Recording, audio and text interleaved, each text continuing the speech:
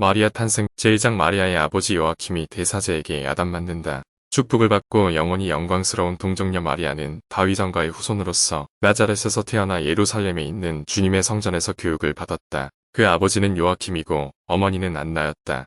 요아킴의 집안은 갈릴리의 나자렛에 있었고 어머니 안나의 집안은 베들레헴에 있었다. 요아킴과 안나는 주님 앞에서 평범하고 올바르게, 사람들 앞에서는 경건하고 흠잡을 데가 없는 생활을 했다. 그들은 재산을 세 몫으로 나누었고 한 몫은 성전과 그 관리인들에게 바치고 한 몫은 나그네와 가난한 사람들에게 나누어 주고 나머지 한 몫은 자신들과 가족들을 위해서 사용했기 때문이다. 그렇게 20년간 고결한 부부 생활을 하여 하나님의 은총을 받고 사람들의 존경을 받았으나 자녀가 없었다. 그들은 하나님이 자녀를 주신다면 그 자녀를 주님을 섬기는 데 바치겠다고 맹세했다. 그래서 축제 때마다 성전으로 올라갔다. 공원 축제가 가까워지자 요아킴이 친척들과 함께 성전으로 올라갔는데 그때 이사카르가 대사제였다. 대사제는 친척들과 함께 제물을 가지고 온 요아킴을 보고는 경멸에 찬 질문을 던졌다. 자녀도 없으면서 왜 자녀가 있는 다른 사람들 틈에 끼어서 자녀가 있는 척하는 거요?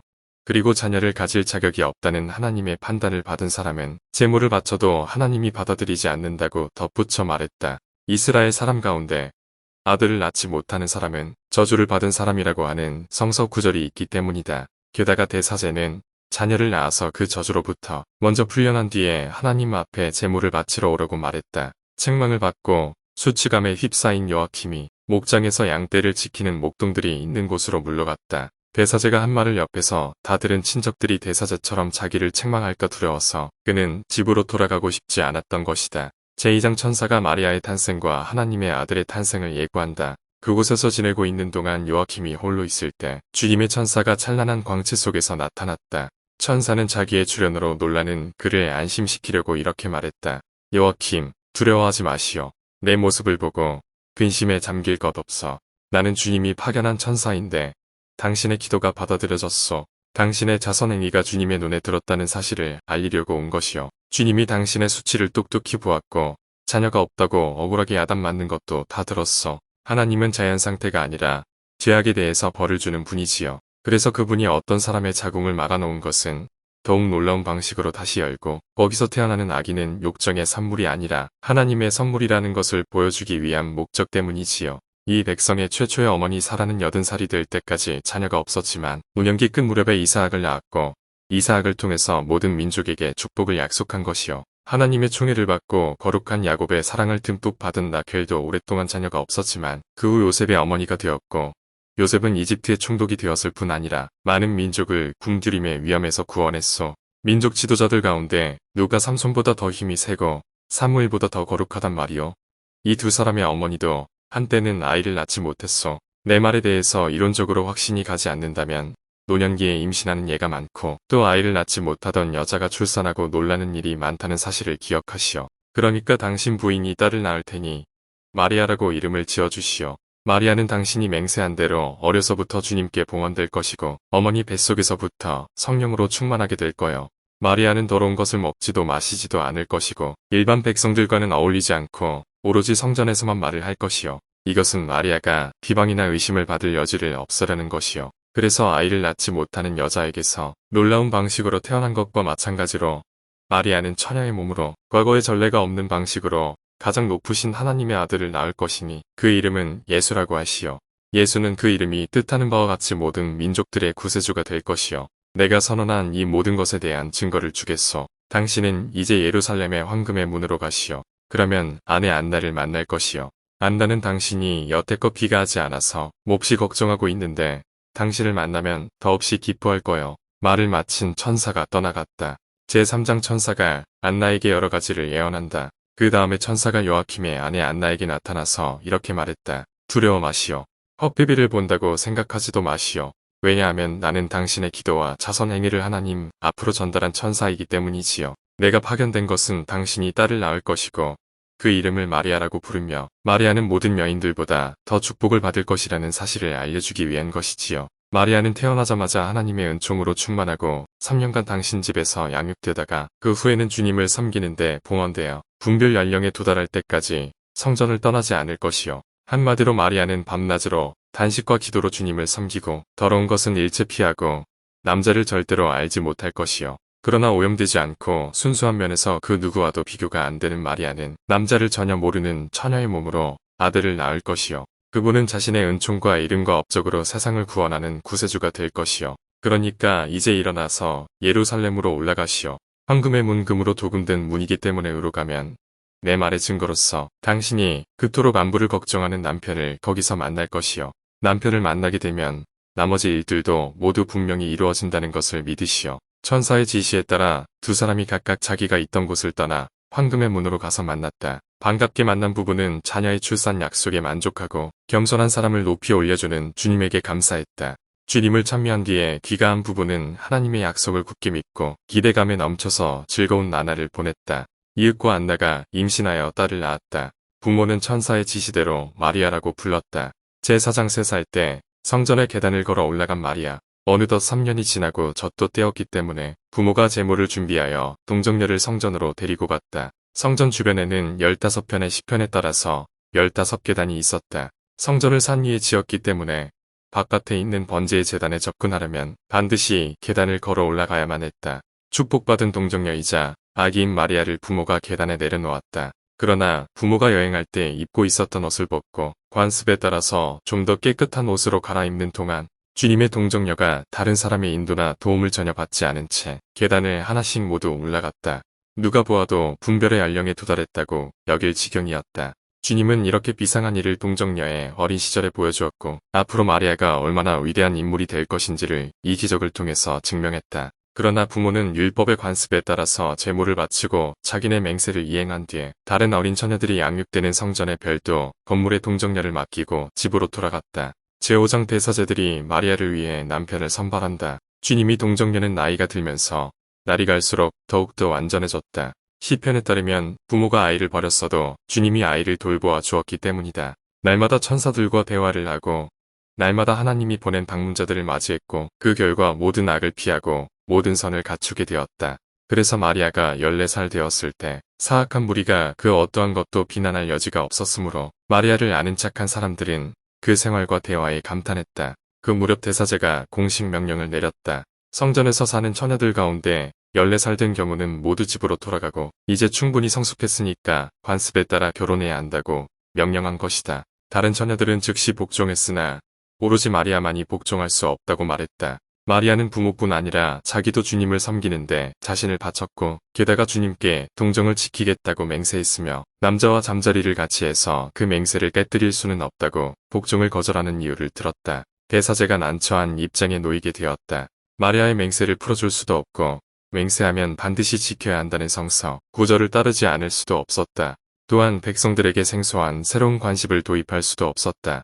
그래서 다가오는 축제 예루살렘과 인근 지방의 모든 주요 인사들이 한자리에 모여서 가장 좋은 해결책을 자기에게 건의하라고 지시했다. 한자리에 모인 주요 인사들은 이 문제에 관해서 주님에게 해답을 구하자고 의견 일치를 보았다. 모두 기도를 마치고 있을 때 늘 하던 방식대로 대사제가 하나님이 지시를 받으러 갔다. 즉시 계약의 궤와 속죄소에서 목소리가 들려왔는데 거기 참석한 사람들이 모두 그 소리를 들었다. 동정녀를 누구와 결혼시킬 것인지는 이사야 연서에서 해답을 찾으려고 하는 목소리였다. 이사야는 예새의 줄기에서 한 지팡이가 나오고 그 뿌리에서 꽃이 필 것이며 주님의 영혼이 그 사람 위에 머물고 지혜와 이해의 영혼, 의견과 세력의 영혼, 지식과 경건함의 영혼, 주님에 대한 두려움의 영혼이 그를 채울 것이라고 말했기 때문이다. 예언에 따라서 대사제가 다윗 가문의 남자들 가운데 결혼할 연령에 도달했지만 미혼인 남자들에게 지팡이를 가지고 와서 제대에 올려놓으라고 지시했다. 지팡이에서 꽃이 피고 그 꼭대기에 주님의 성령이 비둘기 모습으로 앉아 있게 된다면 마리아는 그 지팡이의 주인과 약혼해야만 했다. 제6장 요셉이 마리아와 약혼한다. 다윗 가문 출신인 요셉은 이미 나이가 매우 많았기 때문에 다른 사람들이 지팡이를 제대에 올려놓을 때 그는 지팡이를 놓지 않았다. 하늘의 목소리에 맞는 일이 전혀 일어나지 않자 대사제가 하나님의 의견을 들으러 다시 갔다. 그러자 하나님은 모인 사람들 가운데 지팡이를 제대에 올려놓지 않은 사람이 한 명 있는데 바로 그 사람과 마리아가 약혼해야 한다고 대답했다. 그래서 요셉이 들통났다. 요셉이 지팡이를 가져오고 하늘에서 날아온 비둘기가 그 위에 앉아 모든 사람이 동정녀의 약혼 상대가 누구인지 알게 되었다. 따라서 관례대로 약혼식을 마치고 요셉이 결혼식 준비를 하기 위해 자기 집이 있는 베들레헴으로 돌아갔다. 그러나 주님의 동정녀 마리아는 대사제가 자기의 시중을 들라고 지정한 7명의 처녀, 즉 같은 시기에 성전에 봉헌된 동갑내기 처녀들과 함께 부모의 집이 있는 갈릴리로 돌아갔다. 제7장 가브리엘 천사가 마리아에게 성령으로 잉태할 것이라고 알린다. 마리아가 갈릴리로 처음 돌아갔을 때 하나님이 가브리엘 천사를 보내서 우리 구세주를 잉태할 것이라고 알리고 아울러서 그 잉태 방식도 알리게 했다. 그래서 천사는 마리아의 방으로 들어갈 때 그 방을 놀라운 광채로 가득 채우고 가장 정중한 태도로 인사했다. 마리아님께 인사드립니다. 주님의 눈에 가장 잘 든 동정녀여. 오, 은총으로 충만한 동정녀여. 주님이 당신과 함께 계시고 당신은 지금까지 태어난 모든 여자들보다도 모든 남자들보다도 더한 증축복을 받았습니다. 그러나 예전부터 천사들의 얼굴을 잘 알고 또 그런 광채가 특이하다고 보지도 않고 지내던 마리아였기 때문에 천사를 보고도 겁내지 않고 엄청난 광채에 놀라지도 않았다. 다만 천사의 말 때문에 걱정이 되었다. 그리고 너무나도 특이한 인사말이 무슨 의미인지 무엇의 전조인지 그 결말이 어떻게 될 것인지에 대해서 궁리하기 시작했다. 그 생각에 대해서 하늘로부터 영감을 받은 천사가 대답했다. 마리아님, 이 인사말을 통해서 내가 당신의 동정과 상충되는 일이라도 의도하지 않을까 하는 걱정은 하지 마십시오. 당신이 동정을 선택했기 때문에 주님의 총애를 받았습니다. 따라서 동정을 고스란히 지키면서도 당신은 죄 없이 잉태하여 아들을 낳을 것입니다. 그는 바다에서 바다까지, 강물로부터 지구의 끝까지 다스릴 것이므로 위대한 인물이 될 것입니다. 그는 지상에서 비천한 신분으로 태어나지만 하늘나라에서는 가장 높은 사람으로 통치할 것이기 때문에 가장 높으신 분의 아들이라고 불릴 것입니다. 그리고 주님은 그의 아버지 다윗의 옥좌를 그에게 주고 그는 야곱의 가문을 영원히 다스리며 그 왕국은 끝이 없을 것입니다. 왜냐하면 그는 왕들 가운데 왕, 주님들 가운데 주님이고 그 옥좌는 영원히 존속하기 때문입니다. 그 말이 믿기 어렵지만 어떻게 그런 일이 이루어질지 알고 싶어 하기라도 하는 듯이 동정녀는 대꾸를 하지 않고 있다가 이렇게 말했다. 그런 일이 어떻게 가능하지요?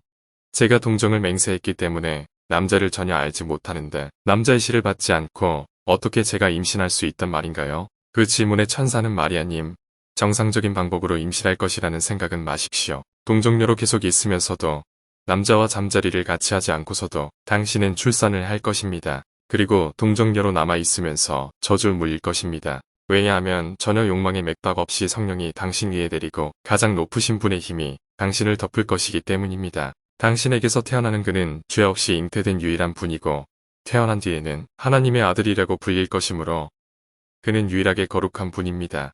라고 대답했다. 그러자 마리아는 두 손을 앞으로 내밀고 하늘을 향해 눈을 든 채 말했다. 주님의 하녀가 여기 있습니다. 당신 말씀에 따라 모든 일이 제게 이루어지게 해주십시오.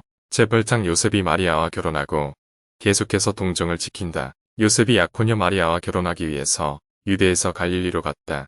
약혼한 지 3개월 가까이 시간이 지났기 때문이다. 드디어 마리아가 임신한 사실이 뚜렷하고 요셉이 눈치채지 않을 수 없었다. 약혼자로서 자유롭게 동정녀에게 접근하고 또 친밀하게 말을 걸 수 있어서 요셉은 그 임신 사실을 알게 되었다. 그래서 어떻게 해야 좋을지 몰라 불안했고 또 의심도 들었다. 하지만 요셉은 정의로운 사람이었기 때문에 마리아를 폭로하고 싶지도 않았고 경건한 인물이었기 때문에 마리아를 창렬하고 의심하여 수치를 주고 싶지도 않았다. 그래서 개별적으로 결혼 합의를 파기하고 마리아를 버릴 작정이었다. 그러나 요셉이 그런 궁리를 하고 있을 때 주님의 천사가 꿈에 나타나서 다윗의 아들 요셉이여 두려워하지 마시오.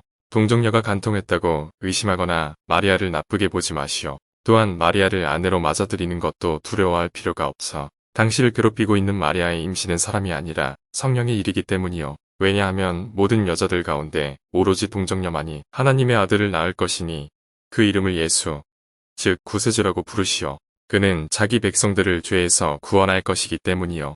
라고 말했다.